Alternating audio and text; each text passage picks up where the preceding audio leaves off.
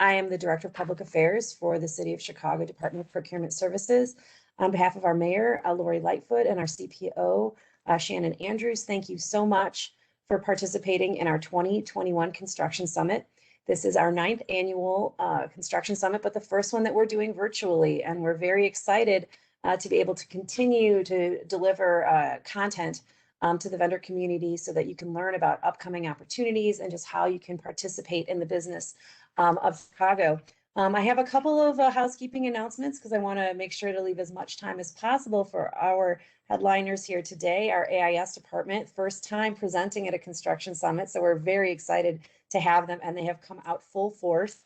I wanted to just speak a little bit about some resources that we have for you. But before that, I want everyone to know that we were delighted that the Mayor Lightfoot was able to welcome all of the participants to today's construction summit. There is a recorded message from her on our YouTube channel, and Rodney LeBeau of our team will put information about that in the chat. I'm joined today not only by AIS, but by our DPS team of Jackie Umbles, as well as Rodney LeBeau, that'll help us triage your questions today. We'll be answering those in the Q&A panel, so please use that. In addition, I wanted to make an announcement. Today we are launching a series of resource guides about all the various areas of operations for the Department of Procurement Services. We really hope that folks reference these to just learn about processes related to procurement, certification, and compliance. There's a lot of great information there, and please stay tuned for additional training on this content. Those are available for download today from our website, and also you'll have that link in the chat. But that's a lot from me. We have a lot of great sessions later on. We hope you join us for the Department of Planning, Aviation, and Water Management later this afternoon. We've got that schedule up. But without further ado, I would like to turn it over to the star of the show, of this session, our Department of Assets, Information, and Services. And I would like to introduce Deputy Commissioner Robin Owens, who will take us through the presentation, as well as her team. Thank you so much for joining us here today, and I think this is going to be a great session. We haven't had the opportunity to feature AIS, but there's definitely been so much going on, especially in the last couple of years, and we cannot wait to hear about it. So Ms. Owens, with that, I think, Jackie, if you will turn over the presenter ball to Robin, you can take over from here and tell us a little bit about what's going on at AIS.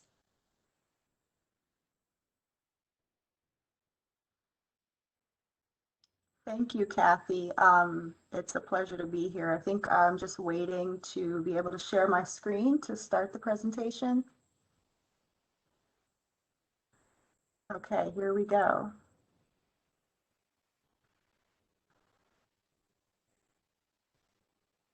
Okay, hopefully everybody can see that. It looks great. Okay. Okay, so looks like we're up and running. So again, good morning, everyone. Thank you for attending our segment of the Construction Summit. My name is Robin Owens, and I'm the Deputy Commissioner for the Department of Assets, Information, and Services, and I oversee the Architecture, Engineering, and Construction Bureau. We're definitely happy to be here, and we're excited to share some of the things that AIS has going on. And I'm going to be using the acronym AIS, which is what we're commonly referred to as, just to kind of shorten up our speech for today. So a little bit about us. The Department of Assets, Information, and Services, also known as AIS, supports operations of the other city departments by providing high quality and economical services. Our department is responsible for over 10,000 pieces of equipment and vehicles, and more than 450 leased and owned facilities. And this responsibility is reflected in our recently named Assets, Information, and Services. We were formally named the Department of Fleet and Facility Management, which was also known by an acronym 2FM. And we have since consolidated with the Department of Innovation and Technology, formerly known as DOIT. So the comprehensive structure is Department of Assets, Information, and Services. Our auxiliary operational support in our department include services like document retention, graphics and reproduction services, and environmental support. And to implement all of these services, we employ over 1,200 employees, including trades and administrative staff. And our mission is simple. So we aim to support the operations of other City of Chicago departments and agencies while ensuring the safety and efficiency of the city's assets. And what this means effectually, that we manage, maintain, and repair the city's vehicles, equipment, and properties occupied by the city. Essentially, all of the police cars, fire trucks, salt trucks, and city hall, public safety buildings, etc., are all in our wheelhouse, which is really exciting to think about going through our day-to-day activities, looking around at all of the operations taking place that we're involved with, and to help the city successfully run for the public. Essentially, everything is done in the name of public service. I'm going to go to the next slide here.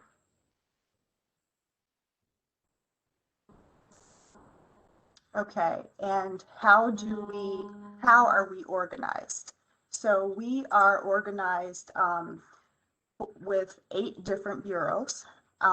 We are made up of assets, management, finance administration, human resources, environmental health, safety and management, architecture, engineering and construction, facility operations, and fleet operations. And we are committed to providing all of the services I named earlier with the help and support of the 8 bureaus that I just named. I would like to highlight those bureaus a bit and go into a bit more detail later on if we have some spare time. But now I would like to jump to the details of the Architecture, Engineering, and Construction Bureau, which is where many of our projects originate for the enactment of the design and construction services.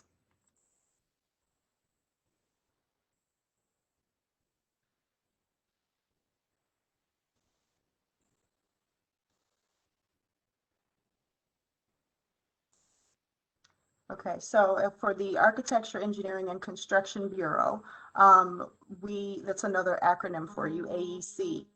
Our Bureau is responsible for the design and renovation services, project planning, and management and oversight for energy efficiency programs. And we're fundamentally responsible for AIS's facilities, capital planning projects, and budget, which I will explain what we have coming up in our present capital plan.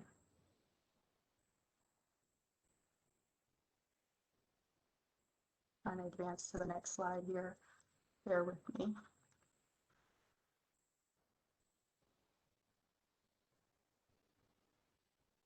Okay.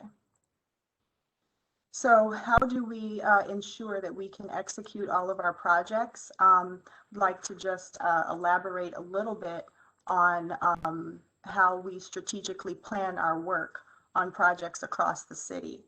We work closely with communities, aldermen, and partner agencies to make this happen.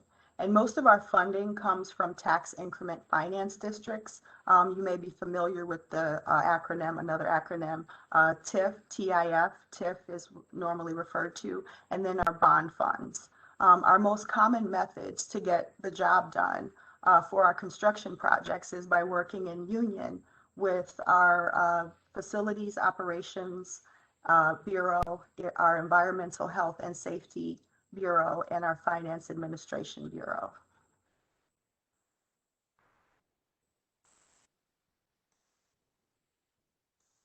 Okay, what does AIS have planned for 2021?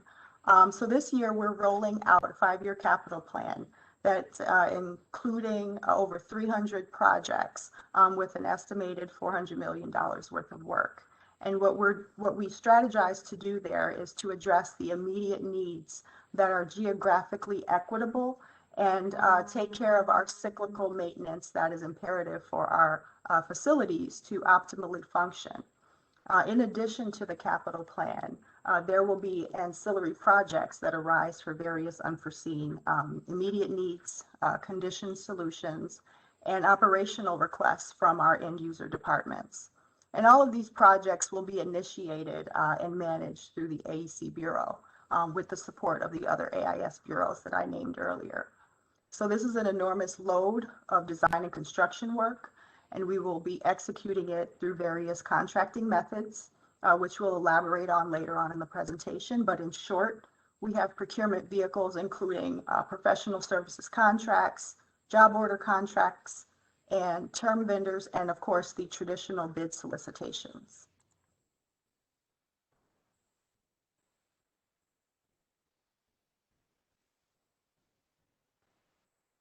Okay, and so a little bit about the AEC Bureau. I would like to give some examples of the types of projects that are common to our renovation efforts. Typically libraries, all of the city libraries, all of the fire engine companies, all of the police stations and community centers, health centers, and operations centers. And since the AEC Bureau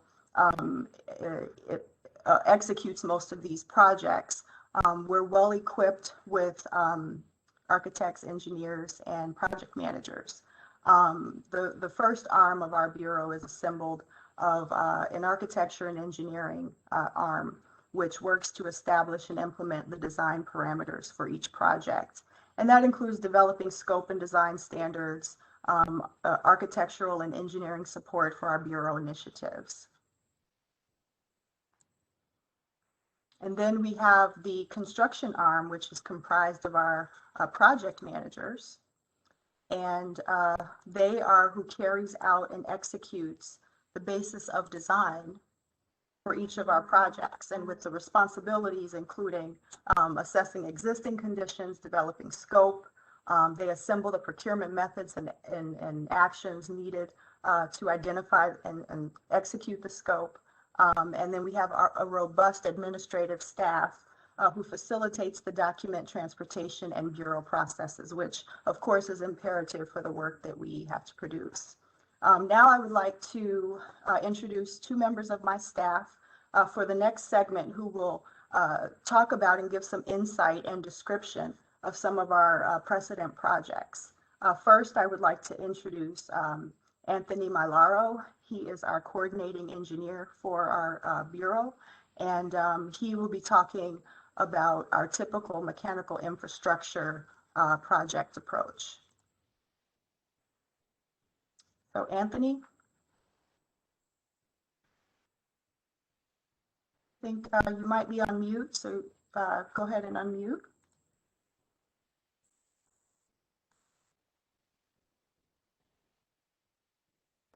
Hello, Anthony.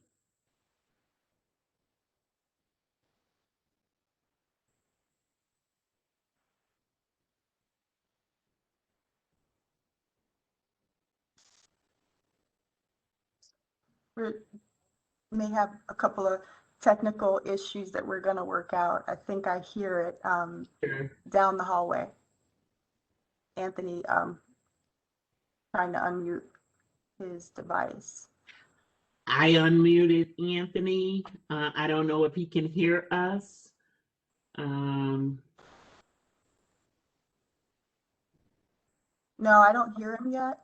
He has to thank him on. Tony has been unmuted. Correct. Correct? Okay, yes, he has.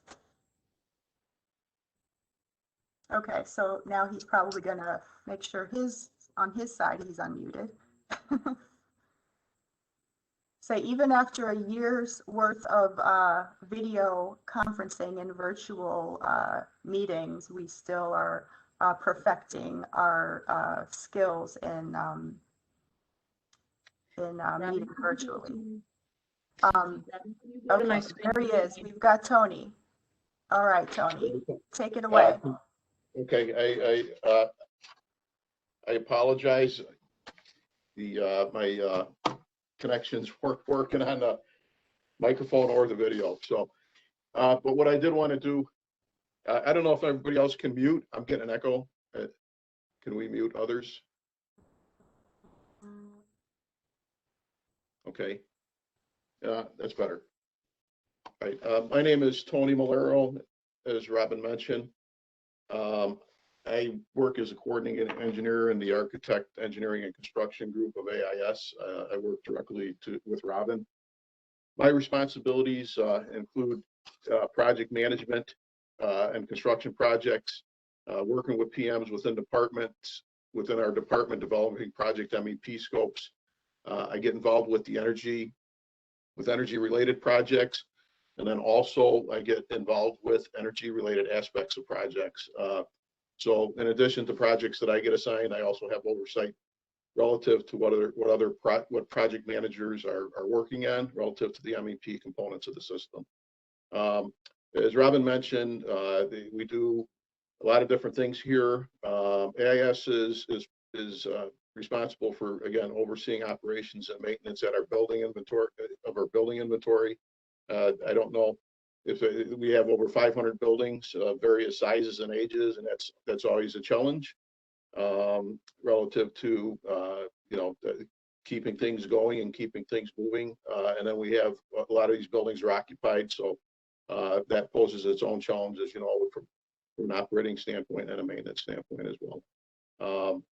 Our AEC projects typically address renovations, improvements, and repairs, and then depending on the scope of work we have and available resources, we can elect to tackle these projects or utilize outside resources and contractors. I know Robin spoke to some of that, but I just wanted to emphasize that from our side.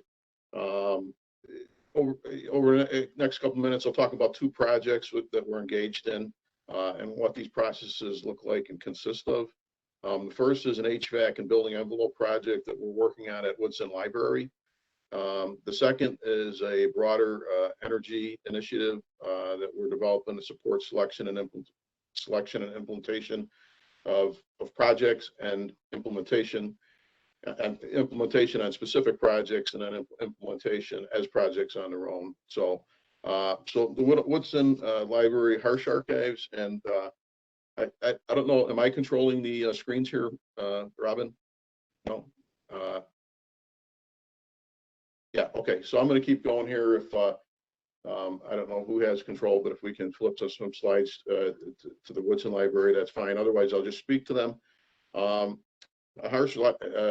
Harsh Archives is a component of the Woodson Library. It houses the largest African American book collection in the Midwest. We had some humidity issues that were raised when mold was found in a section of the books. Essentially, I'm just going to walk you through a typical project here. What we do is first we do a field investigation. So we'll talk to facility operations and department personnel who may have had input or who have input relative to what the problems that we're seeing at the site are. We walk the site physically to identify what we see as the potential problems.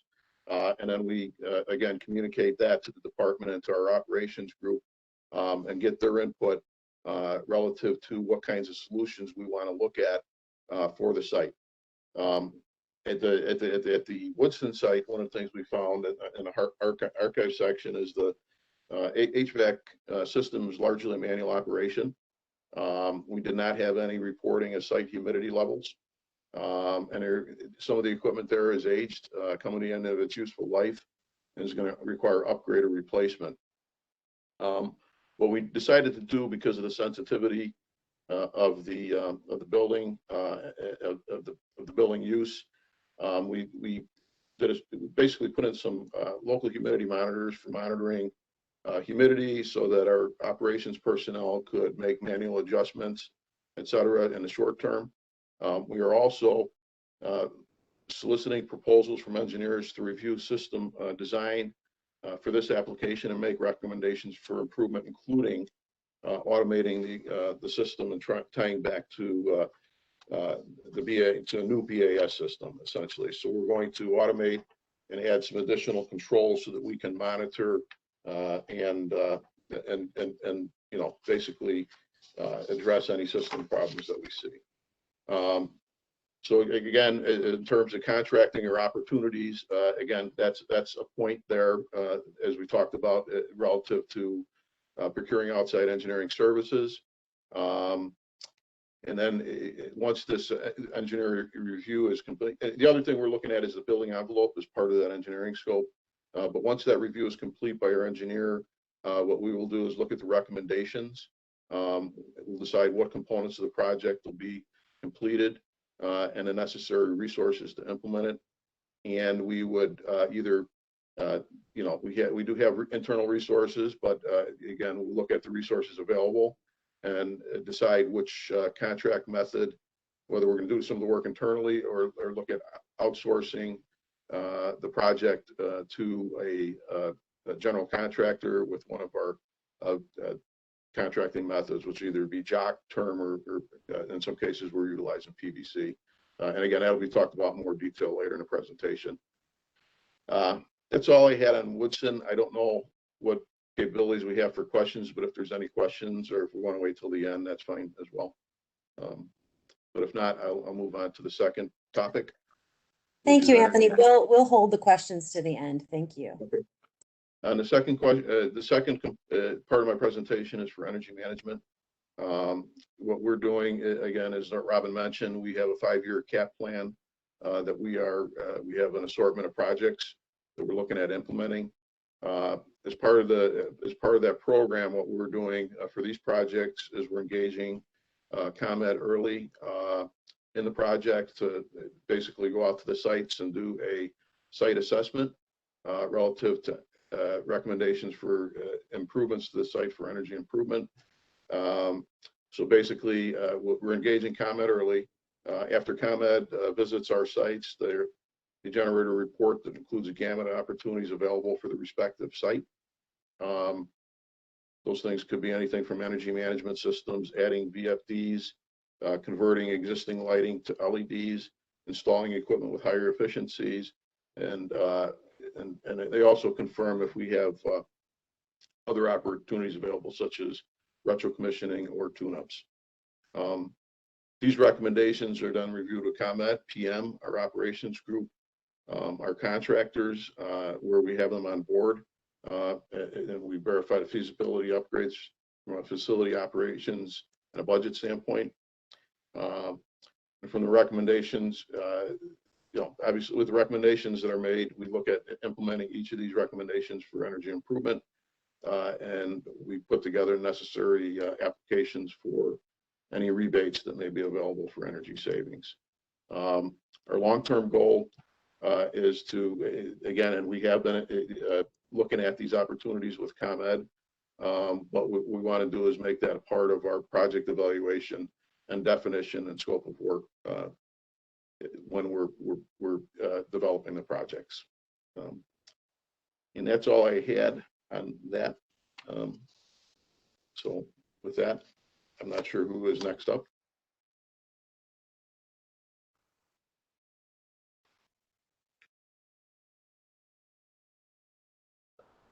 Not sure. Are you done? Robin?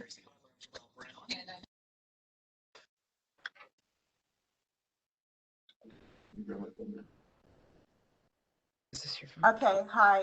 So next we will have our coordinating architect, Frances Robertuso-Strange, and she is going to talk about another precedent project of ours that centers around restoration.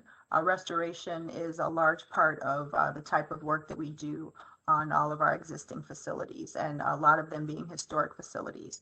So at this point, I'll hand it over to Frances. Hi, good morning, everyone. I'd like to give you a little brief description of what our projects at the AIS Bureau consist of. My name is Frances Robertuso-Strange. I'm coordinating architect for the Architecture and Engineering Bureau, and I pretty much oversee the projects that we have in progress and future projects that will be upcoming into our database and in pipeline. I also coordinate personal projects that I lead from beginning to completion. And so they mostly consist of architectural work. One of the projects that I would like to highlight is one of the remarkable landmark buildings that the city owns, and that is the Stockyard Bank Building. This building is located at 4146 South Alstead. It was a very important building during the 1920s and 30s when Chicago was the meat processing capital of the world. It served the industries and its employees before and after the Depression. It had beautiful architectural features that were highlighted during that period of time. And so through time, it has taken its toll and has deteriorated. And one of our mission is to make sure that we stabilize and bring these beautiful buildings so that they can be used in the future. One of the major deterioration that occurred in this building was the exterior envelope and some structural work that was needed in the lower levels. It had some water infiltration. It had bricks that were, coming off of the facade. And so this project encompassed interior and exterior work. We have a architectural AE firm pool of competitive bidders that we provide these task orders to, and they recommend, or actually they bid on the project, and then one of them is selected, and they will do the recommendations and the documents that are needed to implement the work by our JOC teams. The main goal of this project was to provide public safety and stabilize and winterize the building before the end of last year. It was a real fast track project. It was a design build project in which AIS and the design team, as well as the JOC team, worked together to implement everything in 12 weeks. The allocated budget cost for this project was $2 million, and that incorporated the AE firm's fees, design fees, as well as the construction cost. The photos that you see are, what the building looked like in its glory years, and how, the present day, and how the time has taken its toll. It was a beautiful building. As you can see, walnut panels and marble panels throughout the main floor. Obviously, we have not incorporated those new additions to it, but we have removed everything that was unstable. We've closed up the building. We've provided HVAC conditions that would, keep the building safe and stabilized and winterized throughout the seasonal year. We had also a JOC team that was diligent in trying to implement this work, as the AE team was very good about participating throughout the week on a daily basis and making sure that AIS, as well as the JOC team, had all the information we needed. This is just one of the buildings. We have many others that we are providing this kind of work. The idea is to make sure that these buildings that are owned by the city can get up to date, and so that they can be used in the future.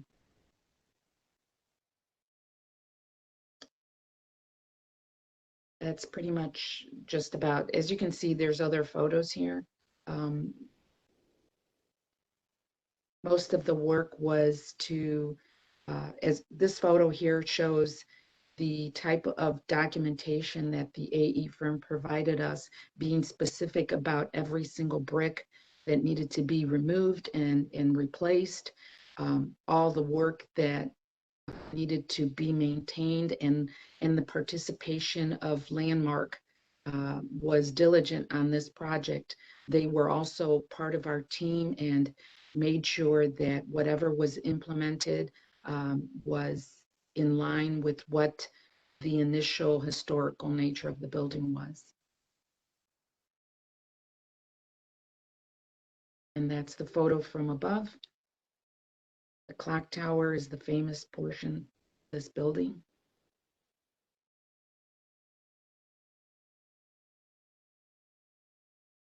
Thank you so much for your time.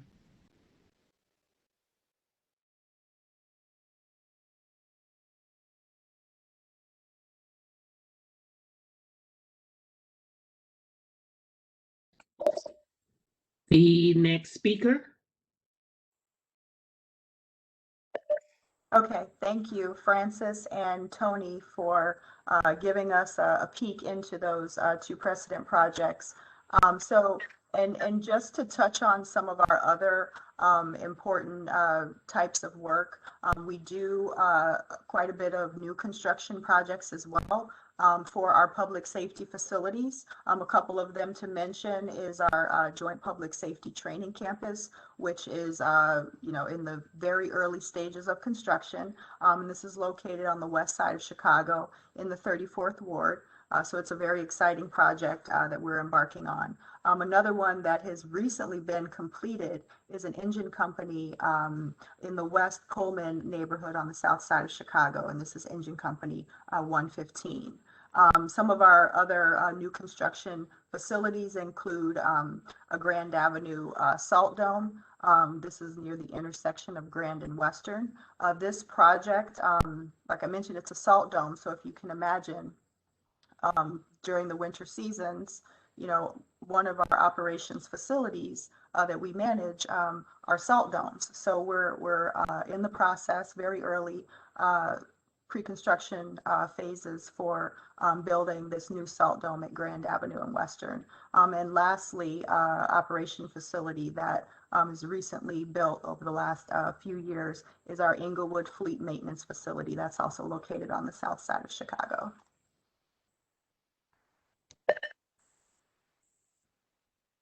Thank you, Robin and the AIS team. Just a quick time check. We probably have about like 15, maybe 20 minutes left in the session. Just want to. Okay, sure. Well, I'll wrap it up there. And this is a good segue into the contracting opportunities, in which I will turn it over to our finance and contracting team.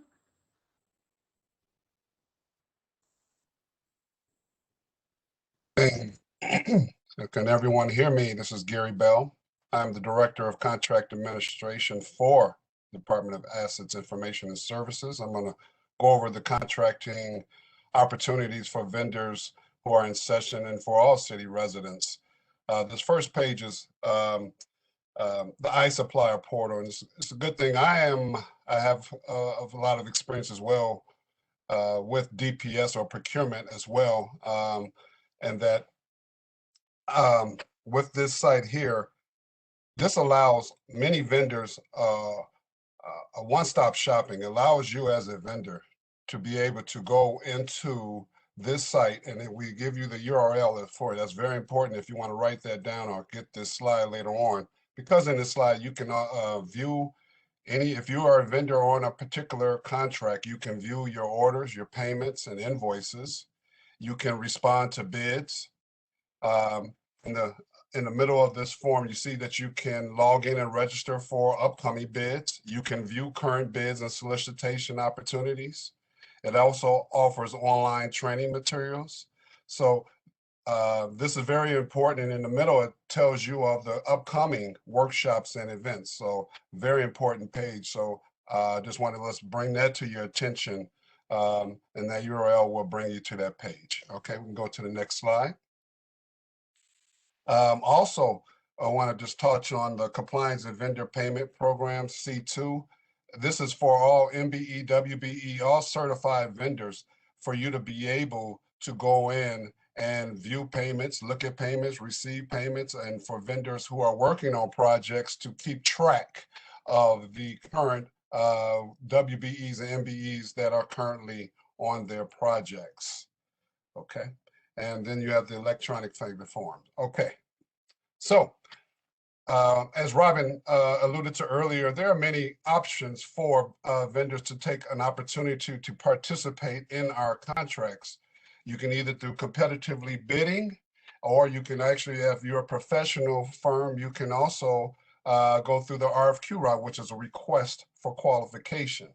The competitive seal bill means that it's anything bid, there is no negotiations involved, that anything over $100,000 will be competitively bid, and the lowest bidder by municipal code allows that bidder to be allowed to be awarded a contract as long as that vendor is successful and is responsive to the documents that's required in that bid, meaning the insurance, the economic disclosure statements. Your bid is foolproof, meaning that you've bid all lines.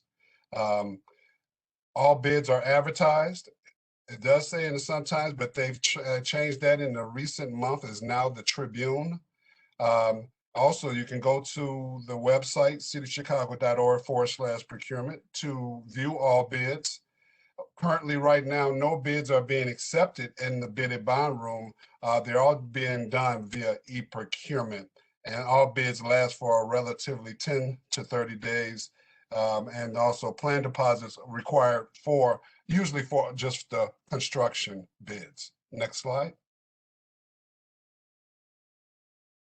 All right, I talked on the bids, and this is about the request for qualifications. So if you're a professional firm, you would be able to solicit qualification from companies who possess a high degree of expertise. That could be in surveying, that could be architecture, engineering, electrical.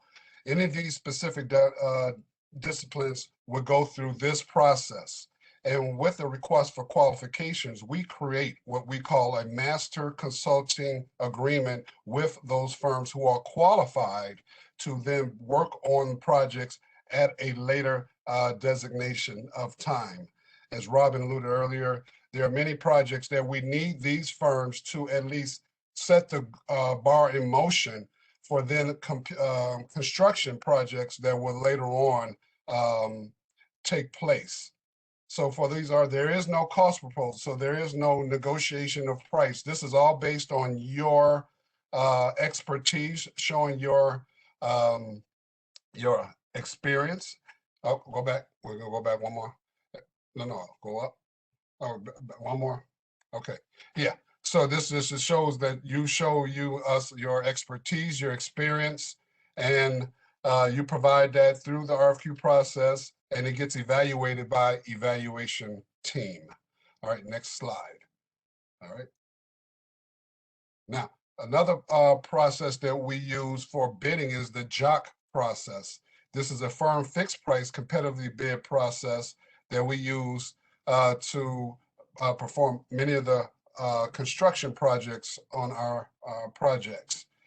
These are used, we use to solicit qualification from companies who possess a high degree of expertise. And we use these mainly just for small to medium-sized projects. Okay, so instead of bidding every small or medium job, we go to these particular firms. And right now we have 4 firms right now that are in the JOC program that we use. And the city has been divided into 4 quadrants for the JOC program. So the city is completely covered in terms of any projects that may arise for our department. Next slide. Okay, this next slide we're going to talk about is how do you as a vendor become a part of, say, programs in the construction for maybe a smaller firm or a mid-sized firm, and then talk about those opportunities and the apprentice opportunities. Next slide. So the Small Business Initiative, this was target market program was disbanded for construction anyway, roughly about 11 years ago. So they came up with the Small Business Initiative, and this is a smaller program for anything under $3 million in cost. And then eventually they came up with SBI 2 because we got so much response to this that we created it so we allow more firms the opportunity to be involved. Next slide. With this program, there have been mainly about 40 projects, almost 70 million that have been awarded, and for those local and small businesses. So this tells you how successful this program has been. Next slide. So this could, like I mentioned earlier, this is for all construction opportunity valued at 3 million or less. The many types of projects that we will consider in this type of program is roofing repairs, the sound installation at airports, streetscaping, sidewalk ramps, and Chicago citizens sewer improvements. And so additional projects are always being currently developed for these programs. Next slide. And I mentioned earlier about the eligibility. For the eligibility, any small business that meets the definition of a small local business enterprise is eligible to bid on the SBI construction program. You must be in a business for at least 1 year, perform the majority of the work of the construction project with your own forces and or subcontractors who are also small local business enterprises. And it must be an independent and not affiliate or subsidiary of any other business. All right, next slide. With that, we grown so big with terms of using that, they decided to come up with the MBI, or the mid-sized business initiative for construction.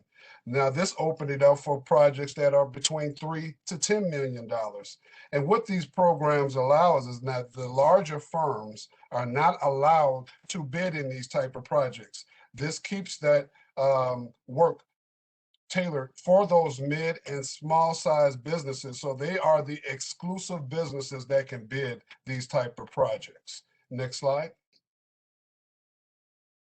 All right, so one more apprentice utilization bid incentive is for construction projects.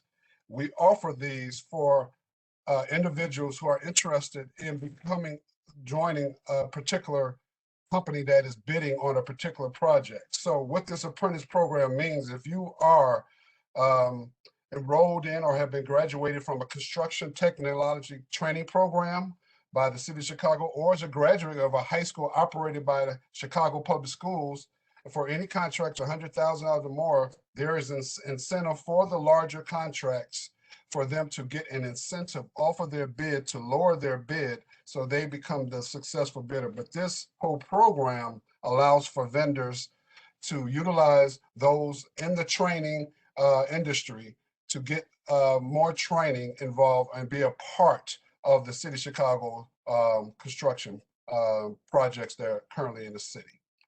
All right, and next slide. I think now we'll open up for any questions that anyone might have.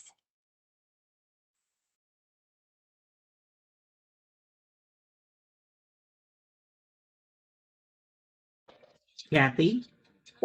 While folks I'm looking in the chat, so our attendees, if you would be so kind as to put your questions in the chat, or excuse me, in the Q&A panel, not in the chat. Jackie, if you can move the ball to me, I'm happy to share my screen. So while folks are putting your questions in the chat, I did want to build on what Mr. Gary Bell was saying in terms of the programs and incentives that have been put in place. There is over 20 different programs and incentives that are put in place to help incentivize the utilization of small minority women-owned contractors in order to level the playing field. And so one of the, as I'd mentioned at the start of our session, one of the things that we did issue just today is a series of resource guides. And the second volume in this 4-volume set is actually a guide on incentives and programs. So if you were interested in what Gary was talking about today, you certainly can see additional information about those programs and incentives, which ones can be combined, when they come up, whether they're for construction or for professional services. So there's a number of different incentives and programs. So we really hope that folks take the opportunity to download these guides and learn about the different opportunities that are available. So I'm gonna go ahead and check our Q&A. So the question on the table was, how do you apply for the apprenticeship utilization program?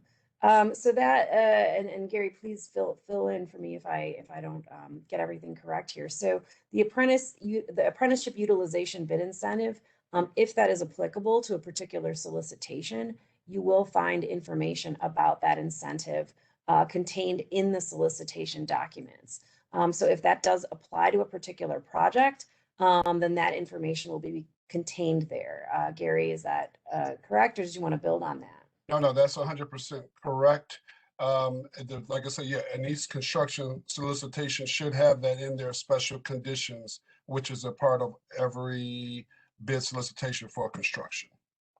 Wonderful. Question, are there construction projects from AIS that are going to be bid this year? And do you have a time frame and dollar value? That's coming from Miss Tiffany Green, an old friend. Hi, Tiffany. So Gary, yes, any construction projects and timeframes, dollar values, or is that something that folks should look at the buying plan for? Okay, well, that's twofold. One, we just had a successful bid that went out for the actual micro-reefs remedial site that was just bid in, I want to say in January, and we're currently now reviewing bids. I would have to defer to Robin on anything that may be coming down the pipeline because that's one we just did, and we currently are reviewing bids for that. So I would defer to Robin on if anything is coming down the pipeline.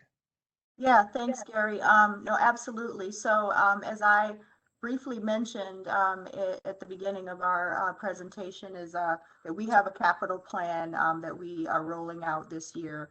It's a 5-year capital plan, and it's going to generate many opportunities for hiring. And as Gary mentioned before, one thing that I want to echo is that even though we will be using some of our job contractors for this work, and those 4 contractors are already contracted with, there are still subcontractor opportunities that will become available. And so those job contractors we are working with closely, and we are working with them to ensure that they expand their outreach for their subcontractor hiring, and asking them to focus on local hiring relative to the communities that these projects will be completed in. So I wanted to make mention of that as I give a few examples of the type of work that's coming up in our capital plan. So I mentioned that we've got over 300 projects that we're committed to over the next 5 years.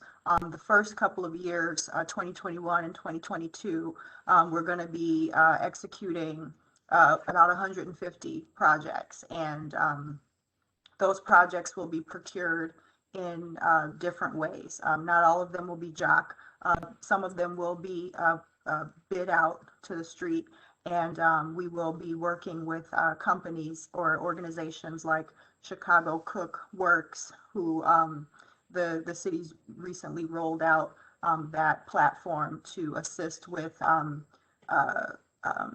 notifying residents about hiring opportunities, and having our contractors register so that the platform does give notices for the hiring opportunities that are available. And in turn, on the other side of that platform, the interested applicants will be notified of a job, that may become available to them. So over the course of 5 years, we'll have about 300 projects or so that will be included in our capital plan. In addition to our capital plan, we still have our ancillary projects that come up every day. We have immediate responses that we have to address as our facilities, just to make sure our facilities optimally function. Thank you, Robin. Another question, do you absolutely have to be MWBE certified in order to participate in these opportunities? Are there other ways to get involved? I'll start, and then maybe you guys can fill in for AIS projects. So some of the programs that Gary talked about, are related to being a certified firm. As a government contracting entity, there are participation goals on our government contracts. That being said, there's, the projects are open for bidding to the vendor community. The target market program that we talked about, that is exclusive to M&W certified firms. if there are 3 firms who are qualified to work in that area. If that's not the case, then those projects are not bid target market. The SBI, MBI projects that Gary talked about, if those are marked MBI, SBI in the buying plan, those are race and gender neutral. You just have to be a smaller firm. That's just it's an effort made to level the playing field so that smaller firms are competing against each other. And it's very specific. For SBI, you have to be SBA size standards or smaller. Folks that are certified are automatically qualified there. If you're MBI, it's also a tiered program. So you have to be either 1.5 or 2 times, no larger than 2 times the SBA size standards, or smaller. So those smaller firms can bid on those projects. Otherwise, I mean, bidding is particularly in the construction space by law, the lowest responsive and responsible bidder is awarded the contract. So it just depends on what the solicitation is. There is absolutely opportunity to participate in, different types of opportunities. That's, I think, my kind of global answer. It just depends on the solicitation. Robin, did I get that? And Gary, did I cover that appropriately? Yes, you covered it very well. Okay, thank you. Thank you. Let's see here. Yep, another question. If the project's add date is in the first quarter 2021, is it still too late to be part of that bid? So the buying plan that we put out is, it is a projection. Our departments give us, this is our best estimate of, you see the buying plan here on the screen, the best estimate of when things are going to go out to bid. As we all know, life happens, their budgets shift, schedules shift. So these are our projections. The best thing to do is to, we try to update this document quarterly, and we get those updates from our user departments. Once a week, we issue a DPS alert email newsletter. So we also put out a bid opportunity list as part of that so that you can see what is actual, what's live, and what's on the street. And our team here at DPS are also on all these social media channels. So the day something advertises, we post it. So we encourage everyone to, follow us, get our subscriber list numbers up, and follow us on, almost all the platforms. We're not on Pinterest or Instagram, but we hope these are most useful for business: Facebook, Twitter, YouTube, LinkedIn. So if there's ever a question about like a particular project, you can certainly reach out to DPS and we can let you know if it has advertised yet. We might not know the exact advertisement date, but this is the best way to keep in touch with us about what is real. So just because there's a particular date in the buying plan, like I said, the best way is to stay in touch with us for real-time updates. Just checking the Q&A for additional questions. I think that there's a question on, perhaps it can be rephrased. The funding for the large infrastructure packages, are these going to be used for any of these projects, and will that change like how the procurement is run? I think we're talking about the capital plan. So, I mean, the capital plan is really like an aggregation of all of a number of city departments that'll be doing various construction projects, CDOT, AIS, and others, in terms of improvements in all of our communities. What we're going to do at DPS, in addition to issuing the buying plan, is also like on a go forward basis, really be able to call out for folks like, hey, is this project part of the capital plan, in order to better communicate, which projects are part of the capital plan versus just a general procurement. So hopefully that is as a part of, hopefully that answers that question. Folks, I am just checking.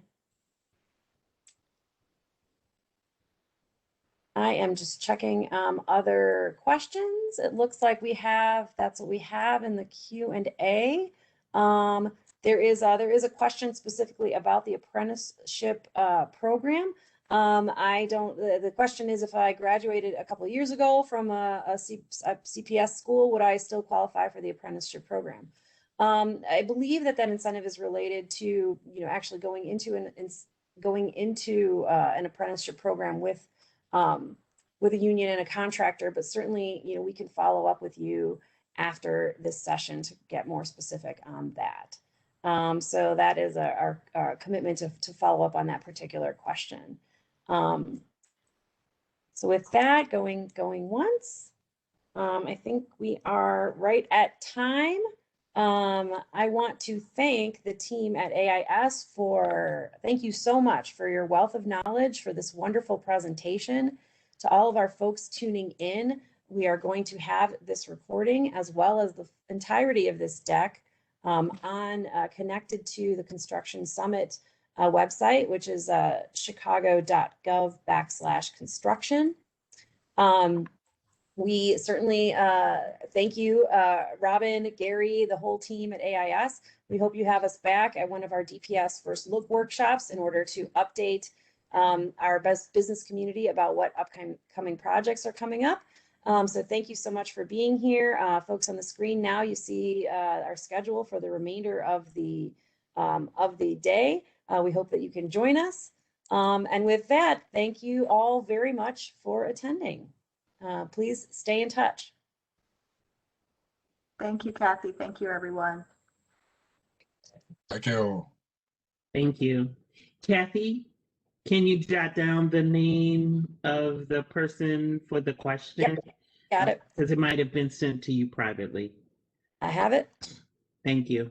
You bet. Thank you so much, Jackie. Thanks, folks.